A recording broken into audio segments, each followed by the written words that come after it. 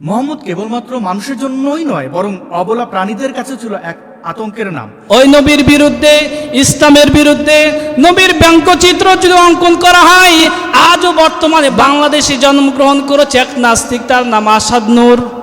ওই আসাদ নূর এই কুলাঙ্গার, জাহান্নামের কুখ্যাত নরকীট, এই কুলাঙ্গার আমার নবী সম্পর্কে প্রতিনিয়ত তার ফেসবুকের মাধ্যমে স্ট্যাটাস দিয়ে নবীকে বিষৎকার করতেছে, নবীর স্ত্রীদের সম্পর্কে বাজে মন্তব্য করতেছে।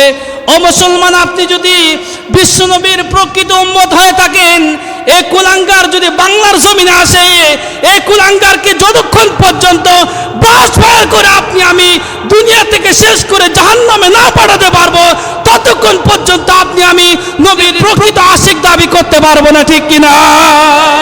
এক নম্বরে সাইয়্যিদুনা আদম আলাইহিস সালামের দোয়া।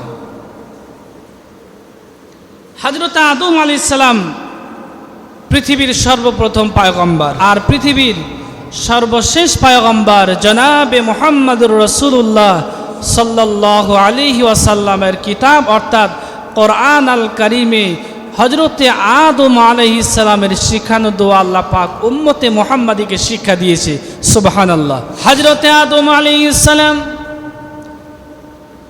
আল্লাহ রাব্বুল আলামিন তাকে সৃষ্টি করার পরে জান্নাতে বসবাসের জন্য সুযোগ করে দিয়েছেন। আল্লাহ ডাক দিয়ে বলে, আদম রে, তোমাকে আমি আল্লাহ জান্নাতে বসবাসের সুযোগ করে দিয়েছি। আমি আল্লাহ জান্নাতি তোমার জন্য একটা সীমা রেখা দিলাম, এই সীমা অতিক্রম করতে পারবে না। তুমি যদি আমার এই সীমা অতিক্রম করো, তুমি জালিমদের অন্তর্ভুক্ত হয়ে যাবে। আল্লাহ রাব্বুল আমিন সীমা রেখা দিয়েছেন একটা গাছের মাধ্যমে। আল্লাহ রাব্বুল আমিন বলেন, وَقُلْنَا يَا آدَمُ اسْكُنْ أَنْتَ وَزَوْجُكَ الْجَنَّةَ وَكُلَا مِنْهَا رَغَدًا حَيْثُ شِئْتُمَا وَلَا تَقْرَبَا هَذِهِ الشَّجَرَةَ فَتَكُونَا مِنَ الظَّالِمِينَ।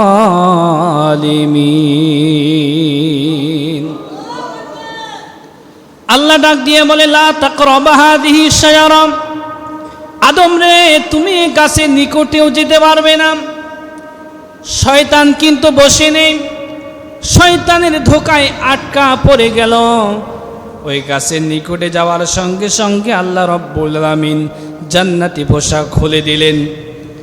আল্লাহ ডাক দিয়ে বলে, আদম রে, তোমরা উভয় ভুল করেছ, সীমা লঙ্ঘন করেছ, এই কারণে তোমার সুন্দর পোশাক আমি আল্লাহ খুলে দিয়েছি। কোনো উলঙ্গ মানুষের জন্য জান্নাত নয়, এবার জান্নাত থেকে তোমরা বেরিয়ে যাও। হযরতে সাইয়্যিদুনা আদম আলাইহিস সালাম সঙ্গে সঙ্গে আল্লাহর কাছে দোয়া করলেন, রব্বানা যালামনা আনফুসানা ওয়া ইল্লাম তাগফির লানা ওয়া তারহামনা লানাকুনান্না মিনাল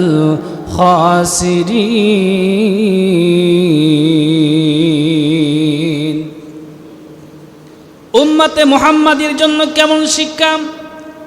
পৃথিবীতে আল্লাহ যত পয়গম্বর প্রেরণ করেছেন, সকল পয়গম্বরকে আল্লাহ পাক তার জন্য একটা স্পেশাল দোয়া দিয়েছেন।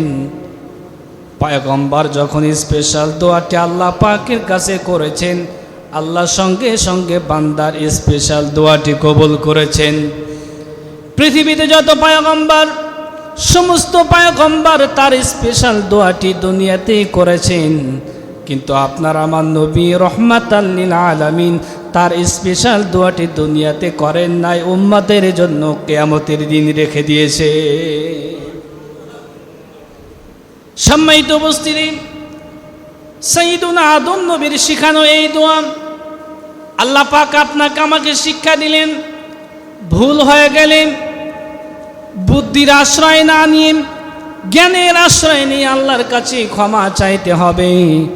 দোয়াটি আল্লাহ পাক শিক্ষা দিলেন। সবাই বলুন, রব্বানা যালামনা আনফুসানা ওয়া ইল্লাম তাগফির লানা ওয়া তারহামনা لنكونن من الخاسرين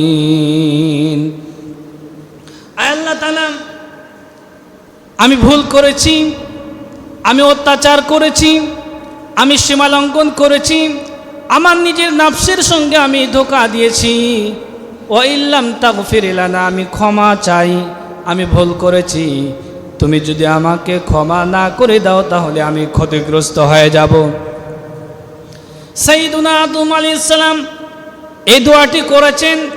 এই দোয়া আপনার আমাদের সবার জন্য। ভুল করার পরে আল্লাহর কাছে সাইয়্যিদুনা আদম নবীর মতো যদি আমরা তাওবা করতে পারি, আল্লাহর কাছে ভুলের স্বীকৃতি প্রদান করতে দেরি হবে, আল্লাহ বান্দার অপরাধগুলো ক্ষমা করতে দেরি করবে না। 2 নম্বরে সুলাইমান আলাইহিস সালামের দোয়া, যা কোরআন আল কারীম আল্লাহ পাক বর্ণনা করেছেন।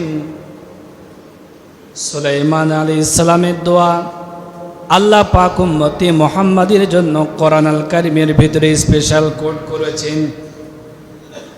হযরতে সুলাইমান আলাইহিস সালাম এমন একজন পাওয়ারফুল নবী এবং বাদশাহ পয়গম্বর ছিলেন,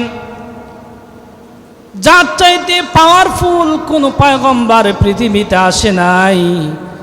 হযরতে সুলাইমান আলাইহিস সালাম এত বড় পাওয়ারফুল পয়গম্বর এবং বাদশাহ, আল্লাহ রাব্বুল আমিন অনুগত করে দিয়েছিলেন বাতাসকে। বাতাস তার কথা শুনত, সমুদ্রের মাছ তার কথা শুনত, মানুষ তার কথা শুনত, পক্ষীকুল তার কথা শুনত, পানি তার কথা শুনত, বাতাস তার কথা শুনত, এমনকি জিনিরাও তার কথা শুনত। সুবহানাল্লাহ।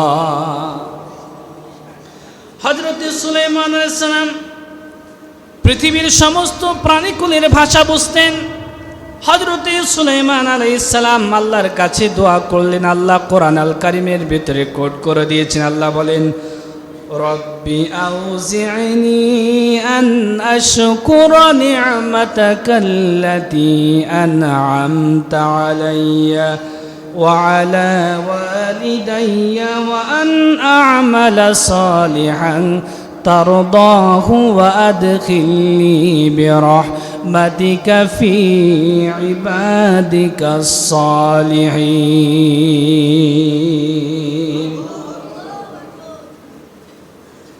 হযরত সুলাইমান আলাইহিস সালাম এত বড় একজন পাওয়ারফুল বাদশা, লিডার, নেতা হওয়ার পরে আল্লাহর কাছে কেমনি অনুনয় বিনয় করতেছে। আল্লাহর হযরত সুলাইমান আলাইহিস সালাম বলেন, হে আমার রব, আপনি আমাকে ক্ষমতা দিন। হযরত সুলাইমান আলাইহিস সালাম আল্লাহর কাছে ক্ষমতা চাচ্ছে। কিসের ক্ষমতা? আপনার যেন আমি বেশি বেশি শুকরিয়া আদায় করতে পারি।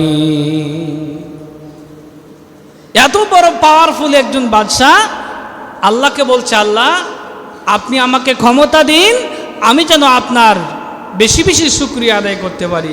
জোরে জোরে বলি সুবহানাল্লাহ। হে আমার রব, হে আমার আল্লাহ, আপনি আমাকে যে নিয়ামত দান করেছেন ওই নিয়ামতের জন্য আমি শুকরকারী হতে পারি। হযরতে সুলাইমানকে আল্লাহ কি নিয়ামত দিয়েছেন? এমন কোনো নিয়ামত নাই যে নিয়ামত দিয়ে আল্লাহ পাক সুলাইমান নবীকে ধন্য করে নাই। হযরতে সুলাইমান নবী একদিন রাস্তা দিয়ে হেঁটে যায়, পিপিলিকার দল রাস্তা পারাপারের সময় পিপিলিকা যে রাজা যে রানী আছে, উনি একজন আর একজনকে বলতে যে শোনো শোনো, শুনে নাও, তোমরা দ্রুত গর্তের ভিতরে ঢুকে পড়ো। সুলাইমান নবী তার বিশাল পদাতিক বাহিনী নিয়ে আসতেছে, পায়ের পৃষ্ঠ দেশে পিষে তোমাদেরকে শেষ করে দেবে। হযরত সুলাইমান আলাইহিস সালাম পিপিলিকার ভাষা বুঝতেন। আল্লাহ পাক পিপিলিকার নামে একটা সূরা নাজিল করেছেন, সূরা নামল। সুবহানাল্লাহ বলবেন না? হযরত সুলাইমান আলাইহিস সালাম ওই পিপিলিকার রাজা বা রানীকে হাতে নিলেন, ডাক দিয়ে বলে, সুলাইমান নবী, আপনার কাছে আমি জানতে চাই আপনি শ্রেষ্ঠ না আমি শ্রেষ্ঠ? হযরত সুলাইমান ডাক দিয়ে বলে, পিপিলিকা, তোমার সাথে তো আমার কম্পেয়ার বা তুলনা হয় না। আমি একজন নবী, পয়গম্বর, বাদশাহ, পৃথিবীর সমস্ত প্রাণীকুলের ভাষা আমি সুলাইমান বুঝি। পিপিলিকা ডাক দিয়া বলে, সুলাইমান রে, তা তো আমি বুঝলাম, তবে আমি জানতে চাই, দেখেন তো আপনি সুলাইমান মাটিতে দাঁড়িয়ে আছেন, আমি শ্রেষ্ঠ পয়গম্বর সুলাইমান নবীর হাতে। সুবহানাল্লাহ। হযরত সুলাইমান আলাইহিস সালাম আল্লাহ রাব্বুল আমিনের কাছে দোয়া করলেন, আয় আল্লাহ তাআলা, আপনি আমাকে যে নিয়ামত দান করেছেন, এই নিয়ামতের শুকরিয়া যেন আমি বেশি বেশি আদায় করতে পারি, এমন যোগ্যতা আপনি আমাকে দান করেন। আর হযরত সুলাইমান আলাইহিস সালাম আল্লাহ পাকের কাছে আরেকটি দোয়া করেছিলেন, আল্লাহ, ওয়ালিদাইয়া, আমার পিতা সাইয়্যিদুনা দাউদ আলাইহিস সালামকে যে মর্যাদা দান করেছেন, আমি সুলাইমানকে ওই মর্যাদা ভূষিত করে। সম্মানিত উপস্থিতি, হযরত সুলাইমান আলাইহিস সালাম শুধু এ পর্যন্ত শেষ নয়, আল্লাহ পাকের কাছে আরো দোয়া করেছেন, ওয়ান আমালা সলিহান তারদাহু, এমন আমল করার ক্ষমতা আপনি আমাকে দান করুন যে আমলের দ্বারায় আপনি সন্তুষ্ট হয়ে যান। ওয়ান আমালা সলিহান তারদাহু, আয় আল্লাহ, এমন আমল করার যোগ্যতা আমাকে দান করুন যে আমলের দ্বারা আপনি সন্তুষ্ট হয়ে যান। এত বড় পাওয়ারফুল একজন বাদশাহ হওয়ার পরেও আল্লাহর কাছে কি অনুনয়, কি বিনয়! আর 2 দিনের ক্ষমতা পাওয়ার পরে আপনার আমার পা মাটিতে পড়ে না। গরিব মানুষকে আমরা মানুষ মনে করি না। আপনার কয় টাকার সম্পদ হয়েছে রে ভাই?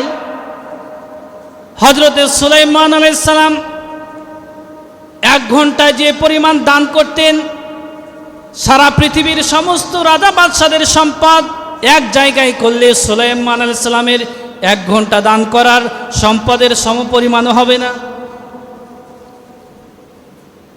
2 দিনের ক্ষমতা আর একটু টাকা পয়সার ব্যাংক ব্যালেন্স হলে আমরা মানুষকে মানুষ করি না, ভাইকে ভাই মনে করি না, বোনকে বোন মনে করি না, গরিব মানুষকে গরিব মানুষ। কোরবানিতে আমরা দেখলাম একজন ধনী মানুষ, গরিব মানুষ দাঁড়িয়ে আছে, 5 তলা থেকে গোস্ত ফালায় দিচ্ছে, নিচে পড়তেছে।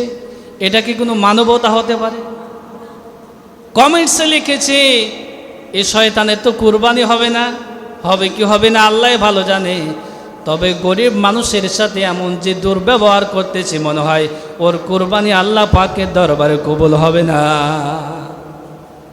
আল্লাহ বলছেন, ফাকুলু মিনহা ওয়াতিমুল কানিয়া ওয়াল মু'তার, তুমি খাবে, কানিয়া যারা চাইতে পারে তাদেরকে দিবে, ওয়াল মু'তার যারা চাইতে পারে না, যারা মিসকিন, তাদের বাড়িতে ঘুরে ঘুরে তোমাকে গোশত বন্টন করতে হবে। গরু জবাই করে আর ছাগল জবাই করে ফ্রিজ লোড করার জন্য আল্লাহ কোরবানি দেন নাই।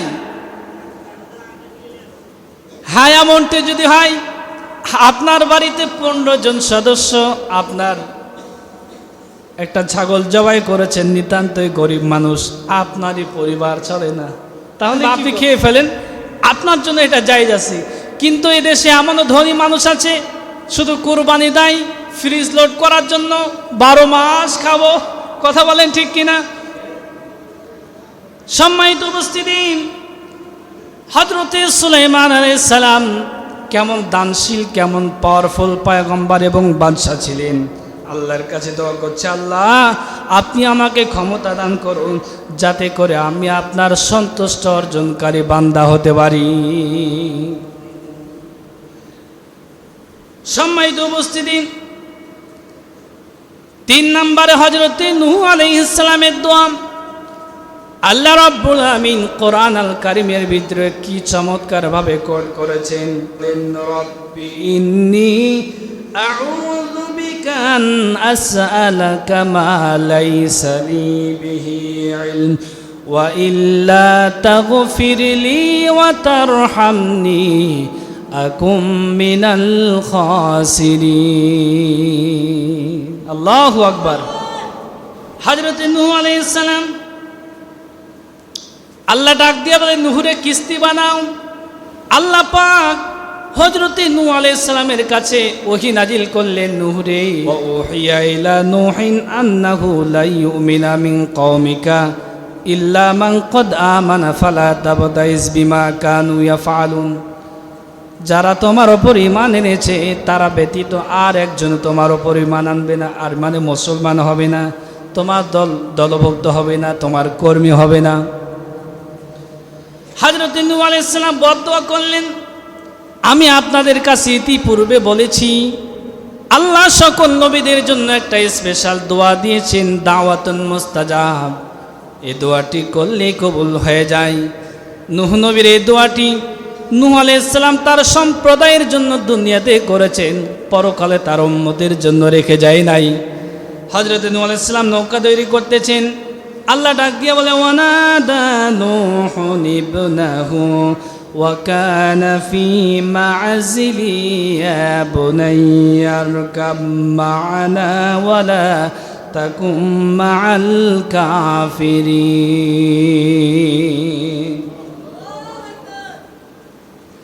হযরত নূহ আলাইহিস সালাম মহাপ্লাবন, সারা পৃথিবী ডুবে গিয়েছে। হযরত নূহ আলাইহিস সালাম তার সন্তানকে ডাক দিয়ে বলতেছে, ও আমার সন্তান, ওয়ানাদা নূহুন ইবনাহু ওয়া কানা ফি মা'জিলি ইয়া বুনাইয়া আরকাব মা'ানা। হে আমার আদরের সন্তান, তুমি আমাদের সঙ্গে আরোহণ করো, নয়তোবা তুমি বাঁচতে পারবে না। সন্তান ডাক দিয়া বলে, বাবা রে, قال سآوي إلى جبل يعصمني من الماء। বাবা, আমি ওই পাহাড়ে আরোহণ করব, তোমার রবের পানি ওই পর্যন্ত যেতে পারবে না। আল্লাহ রাব্বুল আলামিন নূহ নবীর 4টা সন্তান, কয়টা? সবচাইতে বড় ছিল কেনান, হাম, শাম, কিনান এবং আফাস। সবার বড় তার নাম কেনান। ডাক দিয়া বলে, বাবারে, তোমার রবের গজব এ পাহাড় পর্যন্ত যেতে পারবে না। ওইখানে চলে গেল। আল্লাহ পাক এত বিশাল একটা ঢেউ দিলেন, পিতা পুত্রের মাঝখানে আল্লাহ পাক আড়াল করে দিলেন। এমন সময় বাবা ডাক দিয়ে বলে, আল্লাহ, ওয়ানাদা নূহুর রাব্বাহু ফাকালা রব্বি ইন্না ইবনি মিন আহলিক।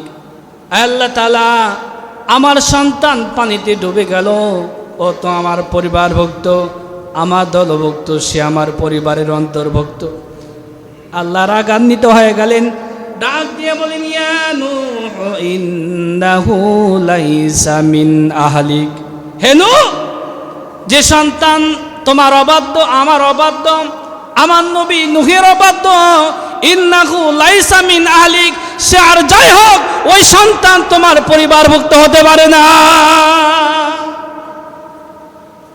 খবরদার, যে সন্তান আমার নবী নূহের কথা শুনে নাই, আমার নবী নূহকে প্রাধান্য দেয় নাই, খবরদার ওই সন্তানকে তুমি তোমার সন্তান বা তোমার পরিবারভুক্ত বলতে পারবে না।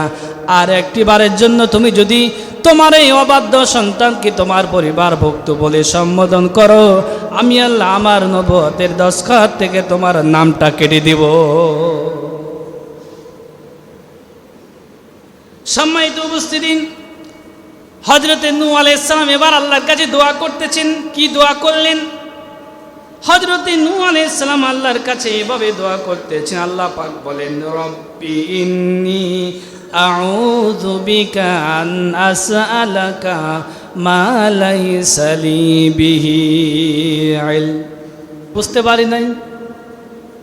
রব্বি ইন্নী আউযু বিকা আন আসআলাকা মা লাইসা লি বিহি ইলম। যে বিষয়ে আমার জ্ঞান নেই ওই বিষয়ে আমি তোমার কাছে চেয়েছি, এজন্য আমি বড় ভুল করে ফেলেছি। মা লাইসা লি বিহি ইলম ওয়া ইল্লা তাগফিরলি, আয় আল্লাহ, তুমি যদি আমাকে ক্ষমা না করে দাও, লানাকুনান্না মিনাল খাসিরিন, তাহলে আমি বড় ক্ষতিগ্রস্ত হয়ে যাব। নূহ আলাইহিস সালাম কেমনি দোয়া করতেছেন আল্লাহ পাকের দরবারে? ভুল হয়েছে, আল্লাহর কাছে স্যালেন্ডার করেন। যার কাছে আপনি ভুল করেছেন আপনি তার কাছে স্যালেন্ডার করবেন। আপনি এলাকার প্রতিনিধি, জনগণের কাছে আপনি ভুল করেছেন, জনগণের কাছে গিয়ে আপনি ক্ষমা চাইবেন। জনগণ যদি আপনাকে ক্ষমা না করে আল্লাহ কখনো আপনাকে ক্ষমা করবে না। যে যে সেক্টরে আছেন, আপনি একজন কর্মকর্তা, আপনার অধীনস্থ কর্মচারীর সাথে আপনি খারাপ ব্যবহার করেছেন, আগে ওই কর্মচারীর পা ধরে আপনি মাপ চাইবেন, এরপরে হজে যাবেন। আগে আপনি ওই কর্মচারীর পা ধরে মাপ চাইবেন, এরপরে আপনি মসজিদে আসবেন। নয়তোবা আপনার নামাজ পড়ার দরকার নাই, হজে যাওয়ার দরকার নাই, কুরবানি করার দরকার নাই। আপনি আগে যার সাথে অন্যায় করেছেন, সে একজন গরিব মানুষ, ভিক্ষুক হতে পারে, তার কাছে আপনি মাপ চাইবেন, এরপরে আপনি আল্লাহর কাছে বলবেন আল্লাহ আমাকে মাফ করো। ঠিক কিনা? হযরত নূহ আলাইহিস সালাম আল্লাহকে বললেন, আল্লাহ যে বিষয়ে আমার জ্ঞান নেই ওই বিষয়ে আমি তোমার কাছে প্রার্থনা করেছি, আমি ভুল করেছি। ওয়া ইল্লাম তাগফিরলি, আমাকে আপনি ক্ষমা করুন, যদি ক্ষমা না করেন লানাকুনান্না মিনাল খাসিরিন, আমি বড় ক্ষতিগ্রস্তদের অন্তর্ভুক্ত হয়ে যাব। 4 নম্বরে সাইয়্যিদুনা দাউদ আলাইহিস সালাতু ওয়াস সালামের দোয়া। কার দোয়া? দাউদ আলাইহিস সালামের দোয়া। সাইয়্যিদুনা দাউদ আলাইহিস সালাম এমন একজন পাওয়ারফুল পয়গম্বর ছিলেন। হযরতে দাউদ আলাইহিস সালাম 11 বছর বয়সে বাবার রেখে যাওয়া সিংহাসনে আরোহণ করেছে। হযরতে দাউদ আলাইহিস সালাম লোহা ধরতেন, শিল্পের মাত্রা নতুন যুক্ত করেছেন। হযরতে দাউদ আলাইহিস সালাম লোহা ধরতেন, সঙ্গে সঙ্গে যেটা বানাতে চাইতেন হয়ে যেত। সুবহানাল্লাহ। হযরতে দাউদ আলাইহিস সালাম এত পাওয়ারফুল একজন পয়গম্বর, আল্লাহর কাছে কিভাবে অনুনয় বিনয়ের সঙ্গে দোয়া করতেছেন, রব্বানা আফরিগ আলাইনা সাবরাও ওয়া থাব্বিত আকদামানা ওয়ানসুরনা আলাল কওমিল কাফিরিন।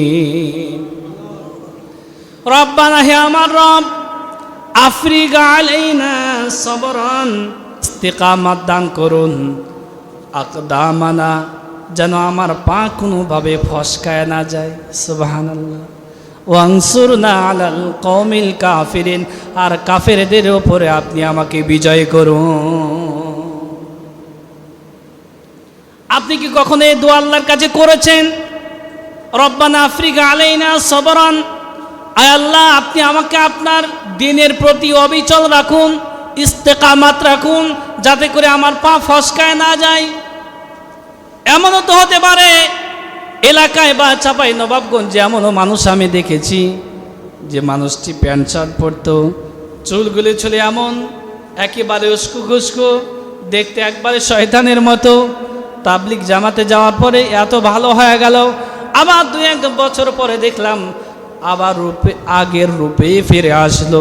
তার মানে ও ভালো হয়েছে ঠিক, কিন্তু আল্লাহ পাক তাকে ইস্তেকামাত দান করে না, এই জন্য তার পা ফসকে গেছে।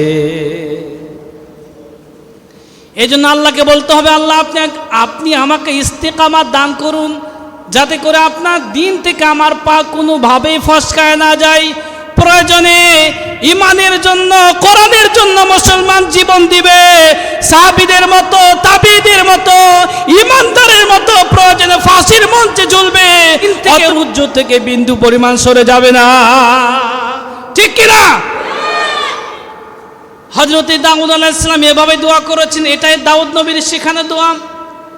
আল্লাহ রাব্বুল আলামিন বলেন ইউসুফ নবীর শিখানো দোয়া আল্লাহ পাক বলতেছেন, কোরআন আল কারীমের ভিতরে কোট করেছে। আল্লাহ বলেন, রব্বি কদ আতাইতানি মিনাল মুলকি ওয়া আল্লামতানি মিন তাবিলিল আহাদিস।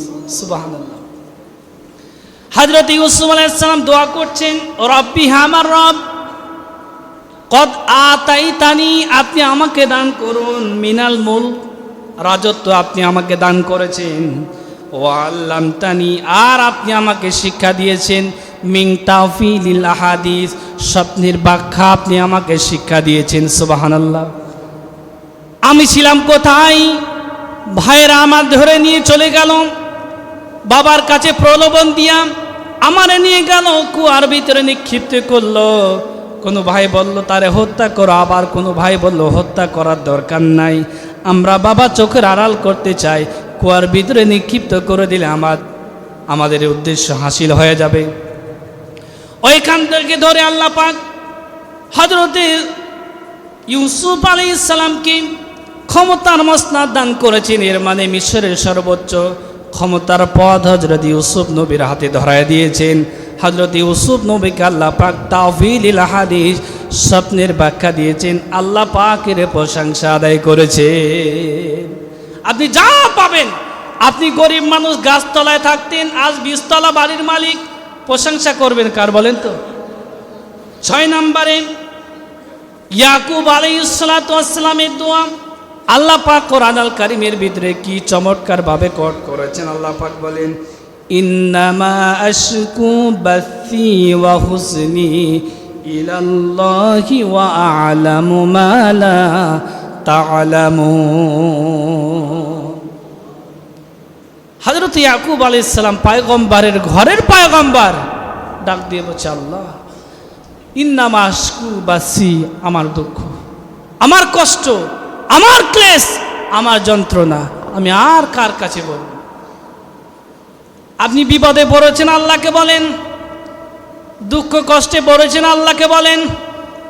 আপনি বিপদে পড়েছেন, মালিককে বলেন। সিজদায় পড়ে বলেন, আল্লাহ আমি বিপদে পড়েছি, আমাকে বাঁচাও। আমার ধানের জমিতে ধান লাগবে, আপনি আমাকে দেন। আমার গাছে আম লাগবে, আপনি আমাকে দেন। আপনার কাছে আমি চাই। আমি কষ্টে পড়েছি, পৃথিবীর কোনো মানুষকে আমি বলতে পারি না, কোনো মানুষের কাছে আমি গেলে সঠিক বিচার পাই না। আমি আপনাকে বলছি, আপনি আমার দুঃখ কষ্ট দূর করে দেন। হযরত ইয়াকুব আলাইহিস সালাম সন্তানেরা যখন বাবার কাছে প্রলোভন দিয়া হযরত ইউসুফকে বাবার থেকে বিচ্ছিন্ন করে দিল, আল্লাহর কাছে দোয়া করছেন, আল্লাহ আমার দুঃখ কষ্ট যন্ত্রণা আমি আপনার কাছে সুপার্দ করে দিলাম। হযরত ইব্রাহিম নবীর দোয়া। আপনারা যারা হজ করেছেন, যারা হজ করবেন, যারা যাবেন, যারা হজে গিয়েছেন, আর যারা মক্কা মদিনায় যারা অবস্থান করতেছেন, তারা সবাই ইব্রাহিম নবীর দুয়ারে ফসল আজও আমরা ভোগ করতেছি। ইব্রাহিম নবী আল্লাহর কাছে দোয়া করেছিলেন, রব্বি জাআল হাদাল বালাদা আমিনা, আয় আল্লাহ এই পবিত্র নগরীকে আপনি নিরাপত্তার চাদরে আবৃত করুন। জোরে জোরে বলি সুবহানাল্লাহ।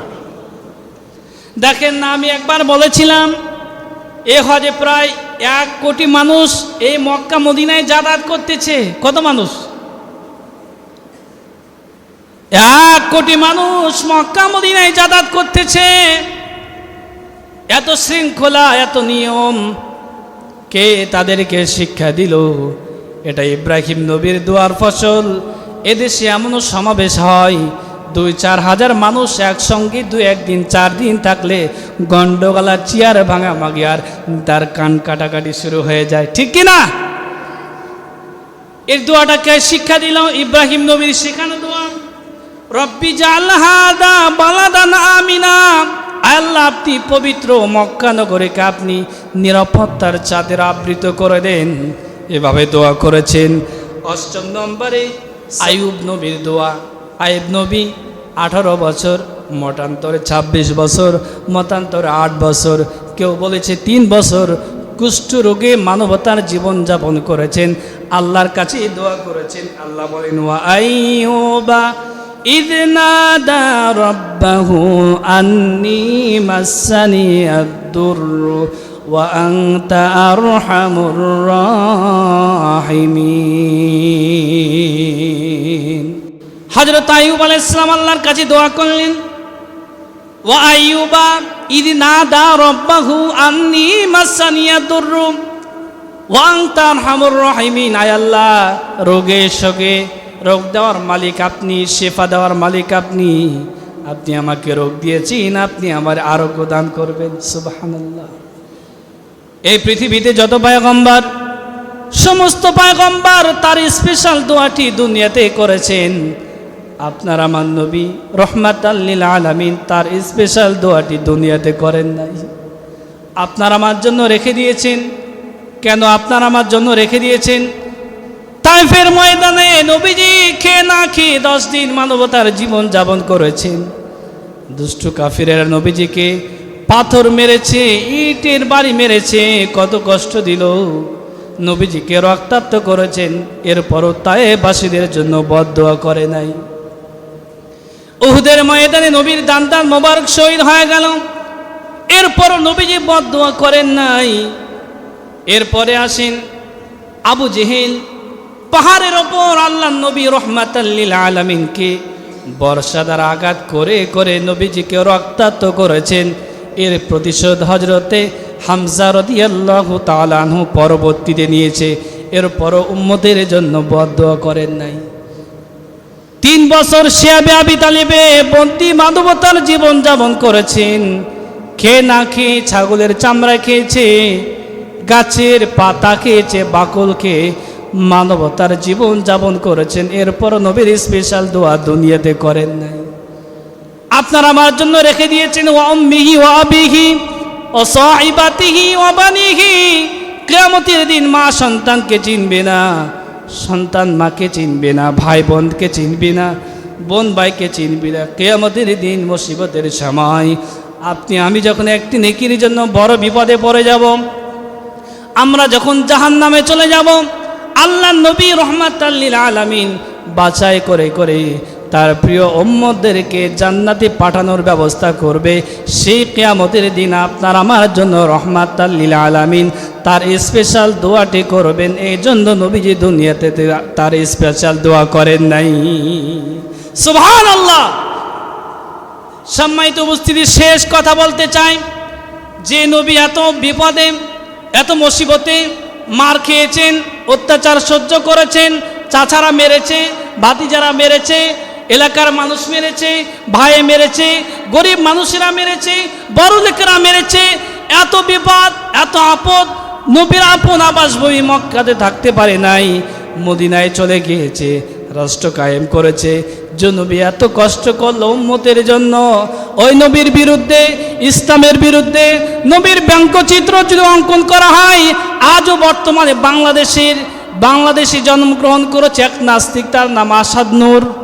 ওই আসাদ নূর এই কুলাঙ্গার, জাহান্নামের কুখ্যাত নরকীট, এই কুলাঙ্গার আমার নবী সম্পর্কে প্রতিনিয়ত তার ফেসবুকের মাধ্যমে স্ট্যাটাস দিয়ে নবীকে বিসৎকার করতেছে, নবীর স্ত্রীদের সম্পর্কে বাজে মন্তব্য করতেছে। ও মুসলমান, আপনি যদি বিশ্ব নবীর প্রকৃত উম্মত হয়ে থাকেন, এই কুলাঙ্গার যদি বাংলার জমিনে আসে, এই কুলাঙ্গারকে যতক্ষণ পর্যন্ত বাসফায়ার করে আপনি আমি দুনিয়া থেকে শেষ করে জাহান্নামে না পাঠাতে পারবো, ততক্ষণ পর্যন্ত আপনি আমি নবীর প্রকৃত আশিক দাবি করতে পারবো না, ঠিক কিনা?